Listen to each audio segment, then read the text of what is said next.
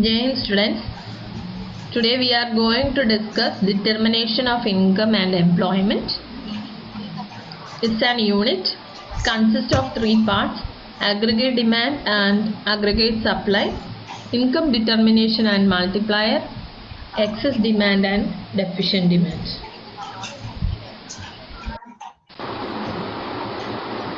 Meaning and components of aggregate demand. So we can just see the three definitions of aggregate demand.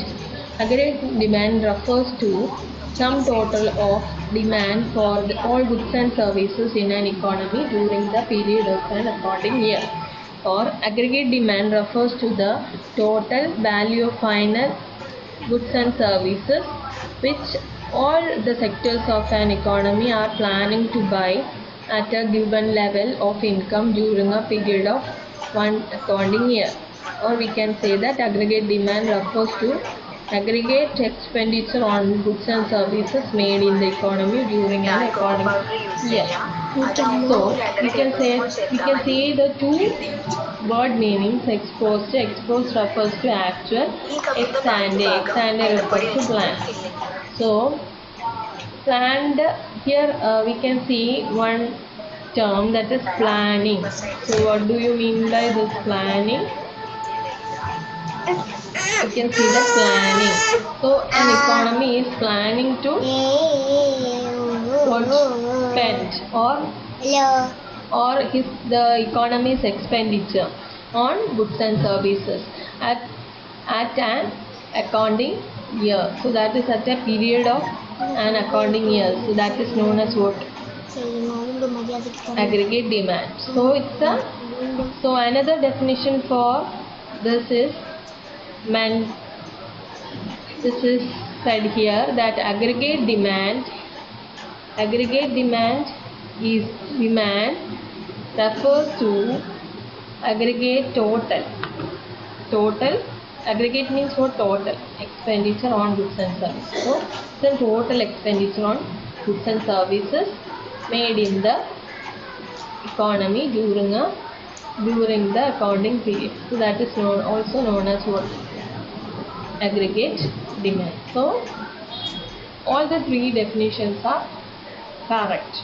So you can just say that it's a total expenditure that an economy is planning to spend. So that's the definition.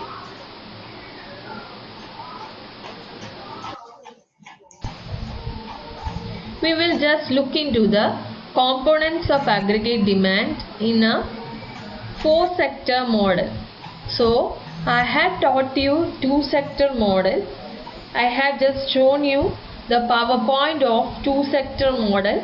I think you would remember what I had told during our online classes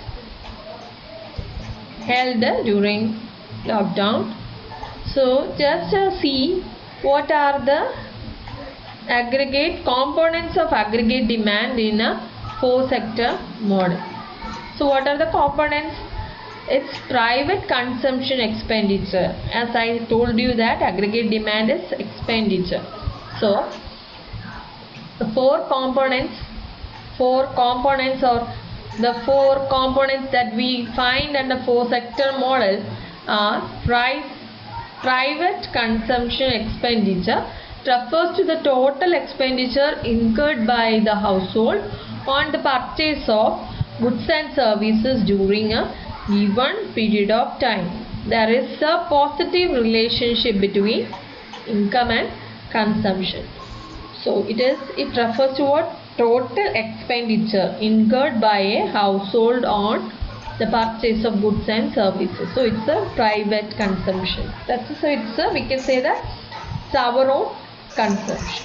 Okay, so just think what we had or recollect what we had studied in the 2-sector model. So 2-sector model consists of which and all sectors? Yes, it is the household sector and the of the sector, and the other part is what is that? Household sector, and the other part is what? The firm. So these two sectors, how they interact with each other is the two sector model. So in this four sector model, we will be just seeing the four sectors. Four sectors that come under this is each and all: household, then the firms, then we can say the government, then we can say that foreign interference. So these are the four sectors which will come under this. So if anyone asks, or in any board exams, aggregate demand, tell me the components of aggregate demand in four sector model. So you have to mention these. So private consumption always relate to which one? Households. So it's we had studied that aggregate demand is just the what is that? Expenditure. So what we are ready to pay. So that's aggregate demand. So it refers to the total expenditure incurred by the household on the purchase of goods and services during a given period of time. There is a positive relationship between income and consumption. What is the positive relationship between income and consumption means? That is, it has, what is that? It has even direct relationship. So what is that? So it has when income increases, consumption increases, as you know that. When income decreases, our consumption decreases. So it is having positive relationship. Next, we will be moving to investment expenditure. So it is the total expenditure by the producing sector for the investments such as purchase of capital goods, plant, machineries, etc. So it is affected by rate of interest and marginal efficiency of capital. So there is negative relationship between rate of interest and investment demand. So that is the feature that we will be seeing in the investment expenditure. So as you know that next sector is producing sector. So how the producing sector will be investing? When the producing sector is getting more interest in something, or even it is getting more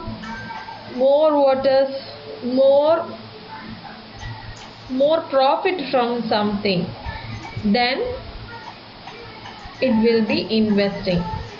Okay, so at you know that, so that is the procedure how the investment is going on and the total expenditure is going on.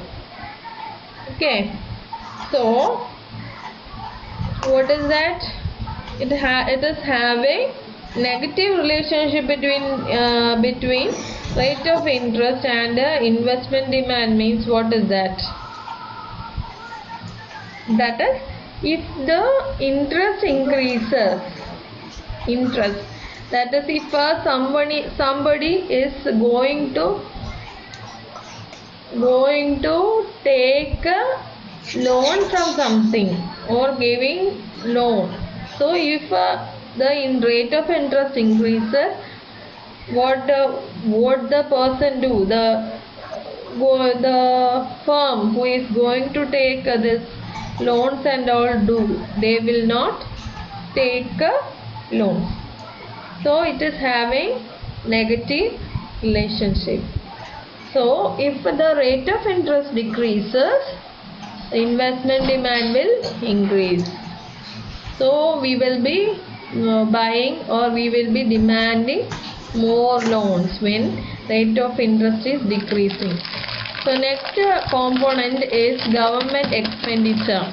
So it is the total expenditure incurred by the government on intermediate consumption of government sector and compensation of employees and imports by the government sector. So these are the government expenditure. What are the government expenditure? The government expenditure are intermediate consumption of a government sector, compensation of employees. Next, imports by the government sector. So intermediate consumption means what and all the government what for doing consuming for themselves. So that is known as what a intermediate consumption. Next is compensation of employees of the government by the government means what? The salaries or the compensation given by the employees, given to the employees by the government, that is bonus, etc. Next is imports by the government, that is government when from foreign government is importing something, so the government has to pay money for that, so that is an expenditure. So that is the government expenditure. Okay, so next we will be moving fourth sector, that is net exports.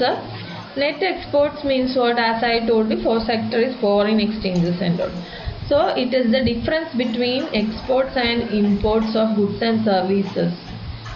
That is, exports means it is denoted with the X, and import means it is denoted with M. So export minus import is the formula for net exports. Okay, so what and all we are exporting, that is what and all incomes we are getting, minus minus what and all we are spending for importing goods and services. So that is the net exports. So when anyone asks what are the components of aggregate demand, you have to mention the four. So as in your syllabus, there is only two sector model to be studied. If anyone asks the formula for aggregate demand, then you have to just mention AD equal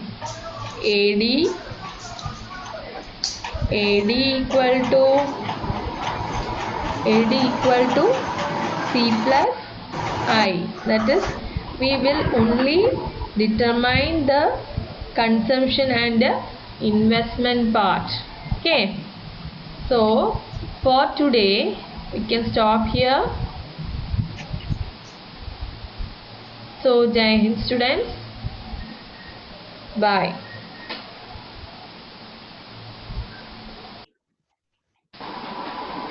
Students, we are continuing with the previous class, that is two sector model. I had told you we are having in our syllabus two sector model to study. So if the formula asked by someone on AD, you have to mention consumption plus investment. Okay, that is C plus I. So you can see a schedule. So we had studied earlier that consumption and income are related to each other. That is, income increases, consumption increases, income decreases, consumption decreases. So just find the schedule. Income is denoted as Y. Okay, this is the income. So income is denoted as Y, and consumption is denoted as C, and you can see that on zero level of income, a consumer or a person who is willing to consume, he will consume either by taking his previous savings or by having can say debted money from others. So at zero level of income, a consumer consumes 40. Okay, just an example. So at zero level of income, a consumer consumes 40. So you can see that it in the income schedule, income column, you can see that it is increasing in a constant proportion, that is 100, 200, 300, 400, etc. Okay, so here we can see that at 100 level of income, the consumption again increases. Then 200 level of income, we can say that the consumption increases. So like that we can say, but we can just find a conclusion from this, that as income increases, consumption may not increase in the same proportion. It may be different. Okay, so you can see that here we can find the next column. You have to study it simultaneously. Okay, so next column we are going to study here is S. S means what? Savings. S is savings. So 0 minus, that is 0 minus, what is the formula for this savings? It is Y minus C. Y means what? Income. So you know that from income we will be consuming a proportion and we will be saving a proportion. So at zero level of income, consumption is 40. Okay, so he is not saving anything.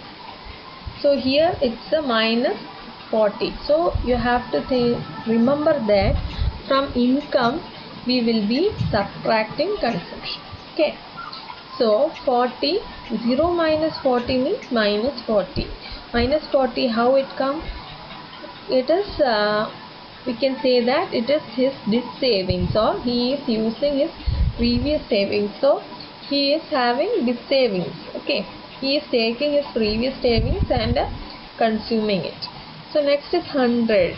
100 level of income, he is consuming 120. So next also this savings is minus 20. Okay, next 200. 200, he is consuming the full amount, that is 200 fully. Okay, so his savings is 0. So he is not saving anything. So next we can see that at 300 level of income, he consumes 280 only. Remaining he saves, that is 20 he saves. Next we can find that at 400 level of income, he consumes 360 and 40 is his savings.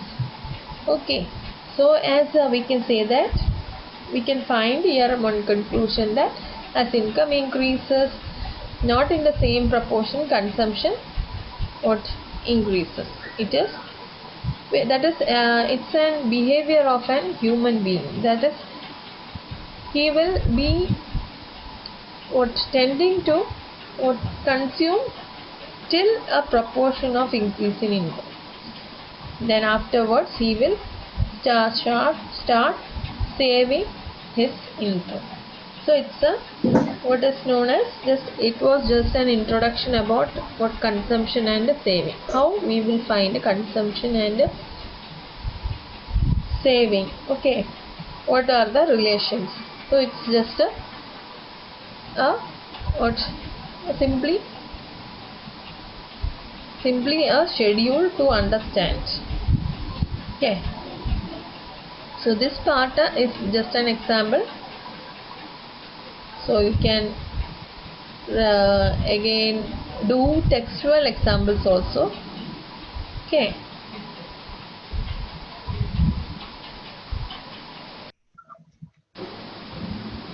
consumption function we had discussed during our online classes, that is it's consumption function shows functional relationship between consumption and income. So it's a, what is that? It is an functional relationship means what? That is, it's a having what, a relationship, that is, that is, it is related to each other. So if income, as you know that what is the relation, as income increases, what happen, consumption also increases, and as income decreases, consumption also decreases. So this is the relationship between consumption and income. Okay, so it's a C equal to, formula is equal to f of y. It's just a mention. So actual equation for consumption, finding consumption function is C equal to C bar plus MPC of y. So what is C bar? C bar is the autonomous consumption. Okay, what is C bar? C bar is the autonomous. C bar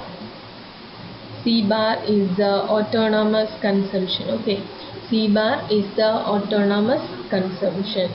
So what is autonomous consumption? As I had told you during the tabular representation, that is zero, at the zero level of income and an economy, a person will be consuming something, so that is known as autonomous consumption. So if what is he is consuming, he have to live, so he is consuming at zero level of income by taking his previous savings, or by taking some money from others, so that is also known as autonomous consumption. So MPC is, what is that? MPC is denoted in some textual formula as B. Okay, so what is B? Marginal propensity to consume. So as I had told you during the online classes, that is, what is the relationship between this average propensity to consume and marginal propensity to consume. So what is average propensity to consume? Average propensity to consume is at a given level of income, how much a consumer consumes. So that is known as average propensity to consume. So what is the formula for average propensity to consume? It's a C by Y. So just see the definition. It is a schedule that shows the consumption expenditure at different levels of income in an economy. So that's known as what, average propensity to consume. So we can divide the consumption propensity to consume into two, which are average propensity to consume and marginal propensity to consume. So what is the marginal propensity to consume? That is, as an increase in income is showing a change in consumption than the previous consumption. So that is known as that is delta C by delta Y. So what is he consuming previously and what is he making an addition to his consumption as his income is increasing. So that is divided by delta C by delta Y. So that is known as what, marginal propensity to consume. Okay.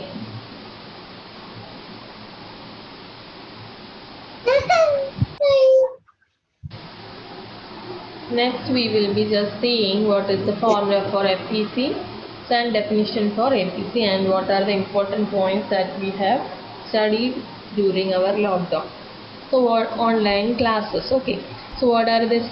Average propensity to consume, and it refers to the ratio between total consumption and total income at a given level of income in the economy. Okay, so just the formula is C by Y. So consumption divided by income. So next, what are the important points about APC? As I told you, APC is more than 1. So APC will be more than 1 as long as consumption is more than the national income. So income, as why it is told as national income, you know.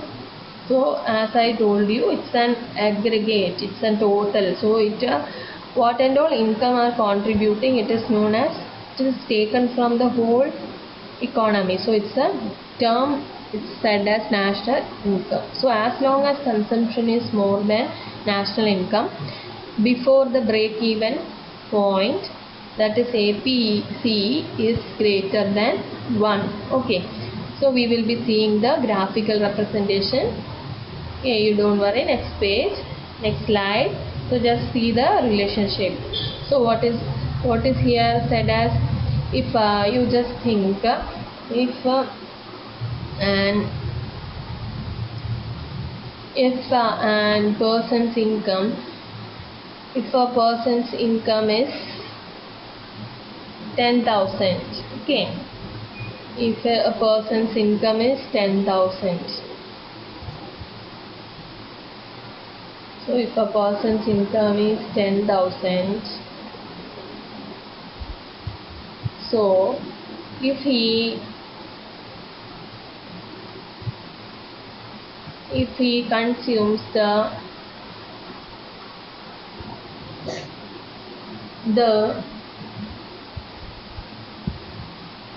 if he consumes from his savings also, if he consumes 11,000, so from where this 11,000 came?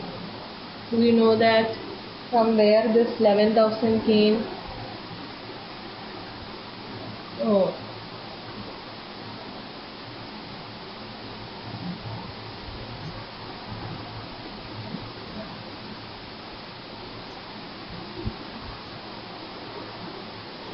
so from where this 11,000 came? 11,000 came from his previous savings. Okay, so it may be, APC may be greater than 1. Okay, if he is having 10,000 income, he can spend 11,000. That is 1,000 extra he is spending. So from where he gets 1,000? So he is taking, he can take from his previous savings. So it is possible. So APC is more than 1. I had told you during our online classes by depicting and all. So next is APC equal to 1, that is 10,000. I had told you 10,000 is his, for example, his salary. He will be spending the whole salary for consumption. So that is known as what? It may be equal to, APC may be equal to 1. Next, APC is less than 1 beyond the break even point. So I will be showing break even point next slide. Okay, so APC is less than 1. Less than 1 means if he is having 10,000 income, he will be consuming only 5,000. Okay, so it's also possible he will be saving the remaining portion. So next is APC falls with increase in income. So it's also possible, as I told you, that as income increases, people will not be consuming as the same proportion of the increase in income. The person's taste and preferences may change, and he will be saving something. So it is also possible according to the person's nature. Next is APC can never be 0. So because even at 0 level of financial income, there is autonomous consumption. So it is said that it may not be, it will not be, it never be 0. Okay, so it's one of the important points to be noted. Hope you understood this. So just see the graph. So this is the graph that I was telling you that I will be explaining it. So you can see this is the break even point. So middle, that is intersection point of consumption curve and income. Okay, so that's known as what? A break even point. Okay, the green line shows consumption and red line shows income. So this is Y and this is C. Okay, that is Y, C. Next you can see that beyond break even point, you can see the green line, that is consumption line, is above the income line. That is green line is above the red line. So what we can say that consumption is more than the given income. Okay, so next portion you can see after the intersection point, that is after the break even point, you can see that income is more than consumption, that is red line is above the C line, that is green line. So red line is above the consumption. So it is said as consumption is less than income. Okay. So after this point, consumption will be less. So you can see that the income line will be always 45 degree. Okay. This is also one of the peculiarity of this income line. Okay. So it will be always 45 degree. Okay.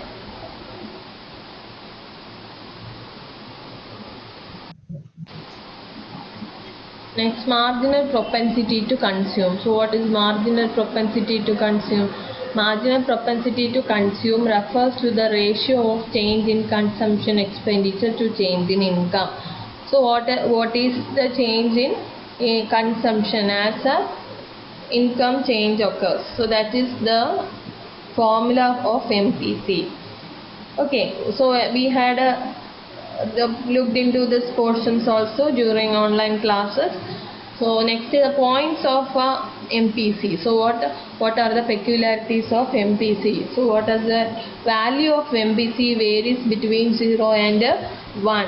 So it will not be less than 1 or greater than, it will not be less than 0 or greater than 1. So that is the peculiarity of MPC. So if the entire additional income is consumed, so what is then change in consumption is equal to change in income, making MPC equal to 1. Okay. So both increase in consumption, if 2000 is an increment in consumption, if he consumes the whole increment, so it will be MPC will be equal to 1. Okay. So you can just divide it and see. I had told you. However, if the entire additional income is saved, then delta C, that is change in consumption, will be equal to 0. That is increment. What and all increment that he gets. It's 2000 increment. He will be saving it fully. So that is why delta C will be equal to 0. So making MPC is equal to 0. Next is MPC is the slope of consumption curve and remaining constant throughout in the short run. So it will be remaining constant throughout the short run. So it's also an peculiarity of MPC. So next, the value of APC is greater than MPC. So always the value of APC will be greater than MPC. Okay. Students, we had completed the consumption function. So you have to just remember the consumption function equation. So it's very important. So I had told you. So you have to see it. Next, saving function. Saving function refers to the functional relationship between saving and national income. So S equal to F of Y is known as what is saving function. So it's also same as what the consumption function. So we know that a proportion of the income is saved as we do in consumption. So that is known as what saving function.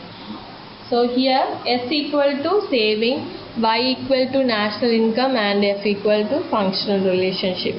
Next, see the saving function is we can say that it's the propensity to save. So propensity means what is that? Intensity to save the given income. So how much proportion we are saving it. So that is known as average propensity to save. Next, that is an increment. If we are having an increment in income, so how much proportion we are going to save? So that is known as what? Marginal propensity to save. So next, average propensity to save, APC. Average propensity to save refers to the ratio of savings to the corresponding level of income. So what is the formula for that? APS equal to S by Y. Next is important point about APS. So what are the important points? APS can never be 1 or more than 1. So what do you mean by that? APS can never be 1 or more than 1 means, what is that? That is, if a person is allotted with 10,000 income, he will I had told you, he will be consuming it at zero level of income also. So that is why it is said as APS can never be 1. That is, his income, what and all he is getting, he will not what save, he will save fully. Okay, so a proportion he is going to consume anyway. So that is told here, that is APS can never be 1 or more than 1 is another condition. More than 1 means what? If 10,000 is income, I had told you S by Y is the formula. So saving proportion is, if he will not, as I told you, it will not be more than 1. He can't save more than what is the allotted income, 10,000. Okay, so it is known as what? As saving can never be equal to or more than the given income. Okay, so next, second one, APS can be 0. APS can be 0 means what? His income may be completely used for consumption. That is the point C equal to Y. So hence in this point we can say that saving is equal to 0. Okay, on the basis of this we can draw a curve. So just to see the curve that I had drawn here.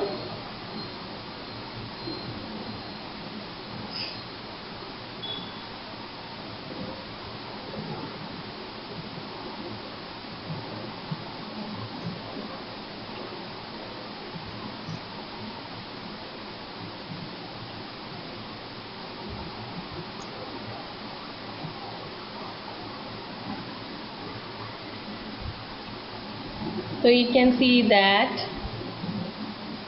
the Y curve is income and C curve is consumption. Okay, so you can see the intersection point.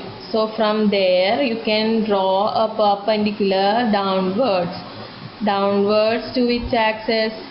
To X axis. Okay, then you can just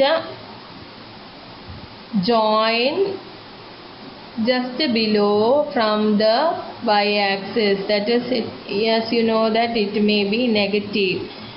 So you intersect this point, then draw a curve. So this is S.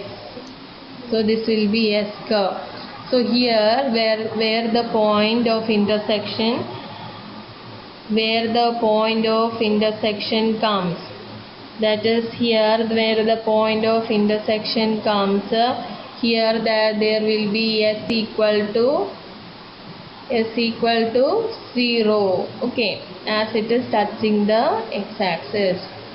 So the perpendicular line drawn from the intersection point of C and Y is the saving curve that you can draw newly, and you can see that S equal to 0 occurs in a particular point. So that is known as what? Break-even point of APS or saving. Okay, so here it's what APS can be 0 condition proves. Okay, at a break-even point is equal to y. So what's the condition? He will be consuming fully what he is getting of income, he will be consuming fully. Hence S equal to 0 occurs. So consumption is fully consumed means what?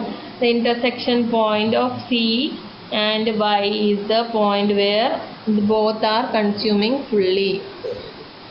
Next, APS can be negative. So as I told you that from the perpendicular drawn below, you have drawn a curve. Okay, that is saving curve. You can see that it is below the point below the 0. Below 0 means what is the condition? Negative. Okay, so what is the condition? -1, -2, like that it starts. Okay, so you can see.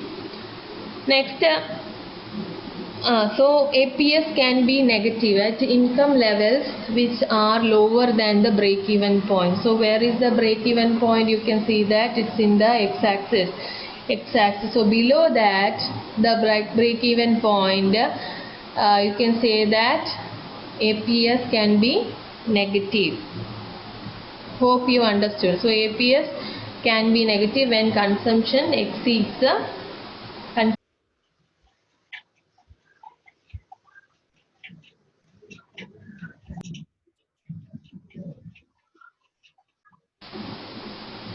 Next is important point about APS. So what are the important points? APS can never be 1 or more than 1. So what do you mean by that? APS can never be 1 or more than 1 means what is that? That is if a person is allotted with 10,000 income, he will I had told you he will be consuming it at 0 level of income also. So that is why it is said as APS can never be 1. That is his income, what and all he is getting, he will.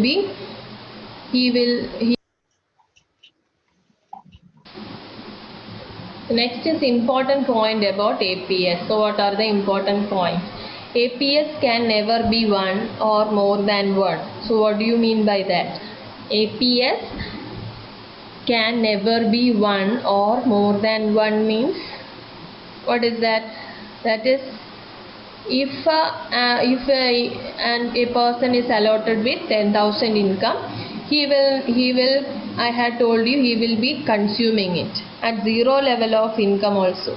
So that is why it is said as APS can never be 1. That is his income, what and all he is getting, he will not what save, he will save fully. Okay, so a proportion he is going to consume anyway. So that is told here, that is APS can never be 1 or more than 1 is another condition. More than 1 means what? If 10,000 is income, I had told you S by Y is the formula. So saving proportion is if he will not, as I told you, it will not be more than 1. He can't save more than what is the allotted income 10,000. Okay, so it is known as what? As saving can never be equal to or more than the given income. Okay, so next second one, APS can be 0. APS can be 0 means what? His income may be completely used for consumption. That is the point C equal to Y. So hence in this point we can say that saving is equal to 0. Okay, on the basis of this we can draw a curve. So just to see the curve that I had drawn here.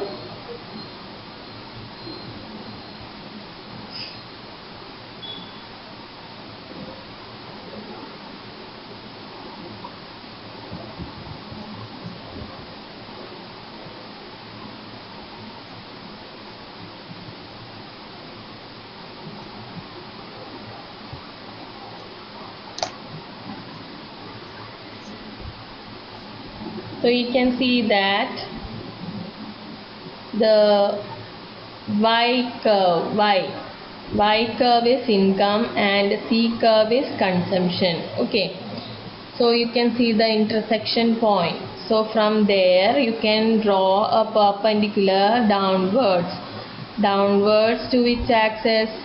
To x axis. Okay, then you can just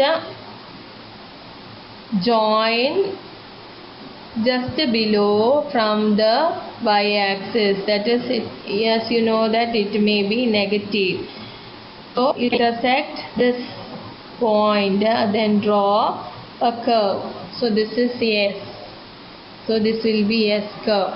So here where the point of intersection comes, that is here where the point of intersection comes, here that there will be S equal to 0. Okay, as it is touching the x-axis. So the perpendicular line drawn from the intersection point of C and Y is the saving curve that you can draw newly, and you can see that S equal to 0 occurs in a particular point. So that is known as what? Break-even point of APS or saving. Okay, so here it's what APS can be 0 condition proves. Okay, so at a break-even point is equal to Y. So what's the condition? He will be consuming fully what he is getting of income, he will be consuming fully. Hence S equal to 0 occurs. So consumption is fully consumed means what? The intersection point of C and Y is the point where both are consuming fully. Next, APS can be negative. So as I told you that from the perpendicular drawn below, okay, I have drawn a curve. Okay, that is saving curve. You can see that it is below the point, below the 0. Below 0 means what is the condition? Negative. Okay, so what is the condition? -1, -2, like that it starts. Okay, so you can see. Next, so APS can be negative at income levels which are lower than the break-even point. So where is the break-even point? You can see that it's in the x-axis. So below that, the break-even point, you can say that APS can be negative. Hope you understood. So APS can be negative when consumption exceeds the income. So where I had told you at 0 level of income also in the previous schedule, you can see that in the 0 level of income also consumption is going on. So at that level, how will we find saving? That is Y minus C. So Y minus C, you can see in the previous schedule, Y was 0, then the income was 40. So the consumption was 40. So what is the saving? Saving is minus 40. So that is the negative condition that comes. So it is this APS can be negative when consumption exceeds income. Okay, so at that level, having negative saving means this savings means he is using his previous savings for consumption. Okay, so that is this savings. So next is 4 point APS rises with increase in income. So it's also true. So as income increases, the average propensity to save also increases of a person. Okay. Next, marginal propensity to save. Marginal propensity to save refers to the ratio of change in savings to change in total income. So if he is having an increment in income, so he will be thinking of saving that income. Okay, so that are the different conditions that we are going to see. How much you can see MPS varies between 0 and 1. So it is the MPS condition. So as MPC condition, it's also the same. That is, it varies between 0 and 1. So MPS equal to 1 if the entire additional income is saved. In such a case, that is delta S equal to delta Y. Then MPS equal to 1 occurs. Next, second one, MPS equal to 0 if the entire additional income is consumed. In such a case, delta S equal to 0. So then MPS equal to 0 occurs. Next, third one, MPS is the slope of saving curve. So it's also true. So next, fourth one, MPS remains constant throughout it in the short run. So it's also same as this MPC also. Why it's throughout will be same? It may be because of same as the assumption of same proportion of increase in income. Okay. So next, relationship between APC and MPS. So what is that? The sum of APC and MPS is equal to 1. So that is the condition. Next, relationship between MPS and MPC. So in this condition, the sum of the both will be equal to 1. So a derivation is there in your textbook. You can just see and find it. So derivation is not needed for you in the syllabus.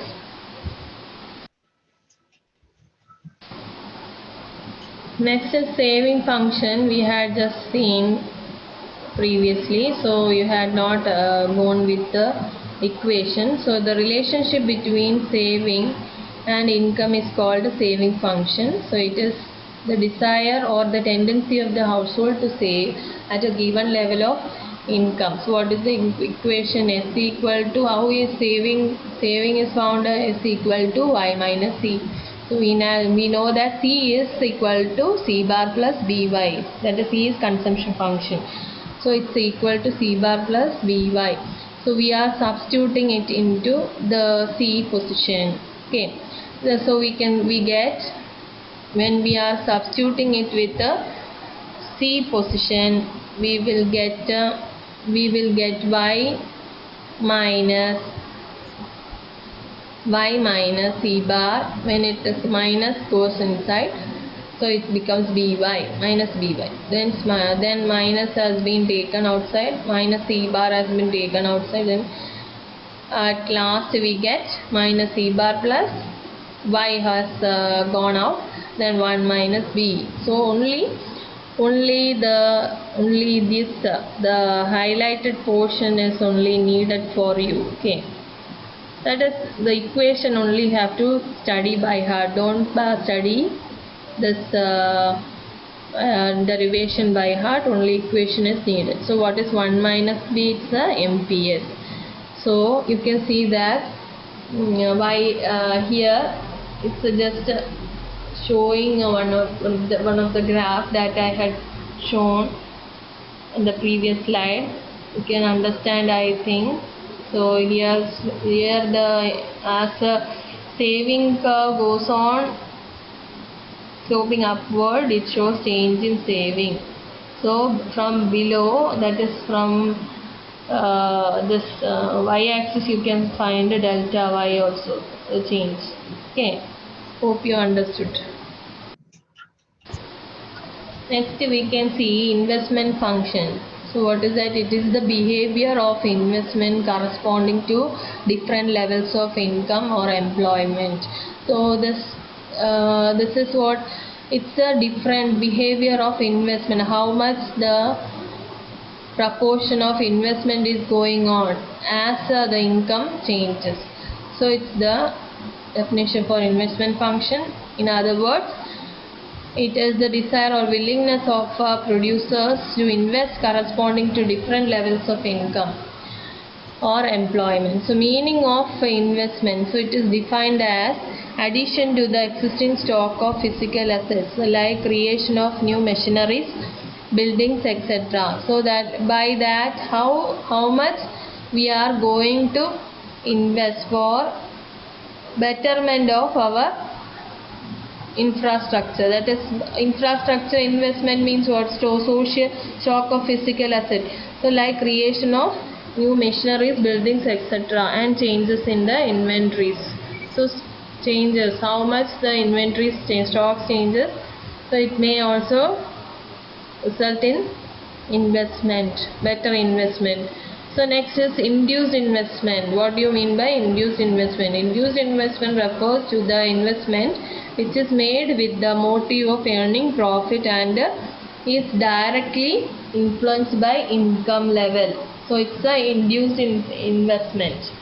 So as you can see that induced investment curve, it's sloping upward. So you can say that what is the condition? As income increases, the earning motive or earning profit motive also increases. So by that we will be investing more. So by that we will be investing more. So it is, what is the condition? It is sloping upward. Hope you understand. Next is autonomous investment. Autonomous investment refers to the investment which is autonomous or independent of the level of income and not influenced by profit expectations. So it's generally done in government sector. So what is that? It is not on the basis of what profit motive. So it is said that it is generally done in the government sector. So a proportion of income has been kept apart for the investment. So that is known as what? Autonomous investment. If a zero level of income also we are investing in something, so that's known as what is said as autonomous investment. So if a zero level of as a example of an ordinary person, if you are having certain chit funds and all, so if you are investing or you are putting some amount in that, so in that you have to put in every month. So you will be giving a proportion of income in every month, even if you are having no income also, zero level of income also. So that is known as what? Autonomous investment.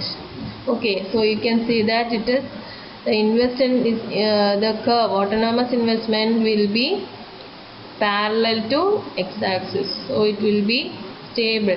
Okay, so just learn the two terms, ex-ante saving, ex-ante investment. What is that? Ex-ante saving, the saving which all the households plan to make at different levels of income during a period is called ex-ante saving. As I told you that it's a planning, ex-ante. Okay, so next is ex-ante investment. So what is that? The investment which firms or investors plan to make at different levels of income. So that's known as what? A ex-ante investment. What is ex post? Ex post means what? It's a actual. So what is you can say that we will not, what we are planning to do will not be what actual. Suppose in certain conditions we may not be able to do the planned thing. Okay, so that is known as what? Actual or exposed. So what is exposed savings and investment? Exposed savings refers to the actual amount of savings made in the economy during a period. So exposed investment refers to the actual amount of investment made by all the entrepreneurs in the economy during a period. So this is known as what? Exposed and exposed saving and exposed. So just look into the aggregate supply. So we had studied aggregate demand. So what is aggregate supply? Aggregate supply is the money value of the total output available in the economy for purchase during a given period. So what and all money is available with the economy for purchasing. So that is known as aggregate supply, money value. So it is assumed that in the short run prices of goods and goods do not change and elasticity of supply is infinite. So we can say that in short run period, it's as this theory is determination of income and employment, but it's a theory mainly defined by Keynes. So he is an propounder. So he is relating it with the short run. Okay. So it's we can see that from the beginning we are using the term short run. Okay.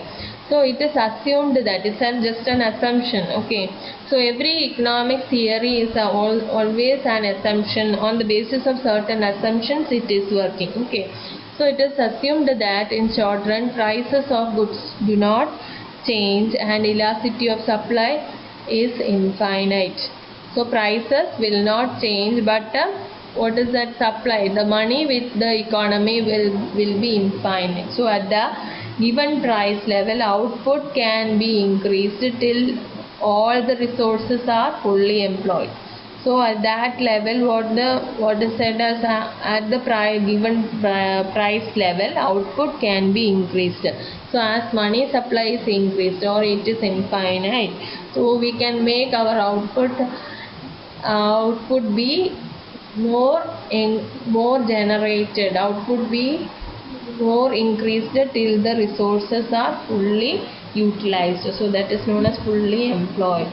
So fully utilized resources, it may be land, labor, capital, etc. So in this theory mainly we are discussing about employment. Okay, so you can just look into the that is chapter's name, that is determination of income and employment. So in this theory you can just mention about full employment. Okay, so here aggregate supply is equal to national income. So what and all money value that is with the economy, by generating the output we are getting money value, so that is equal to national income. So aggregate supply is equal to national income. So always it is termed as aggregate supply is equal to national income, and aggregate supply is equal to output, then it's equal to income. So what is the formula for that? AS equal to C plus S, that is Y equal to, AS is also termed as income, so it's a Y, it's said in Y equal to C plus S.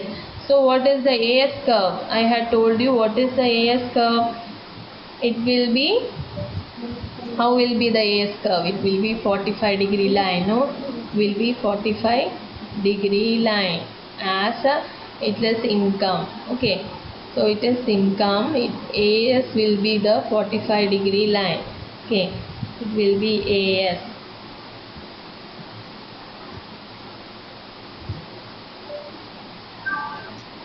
Hope you understood. So we can meet next Tuesday for continuation of this chapter. Thanking you. Bye.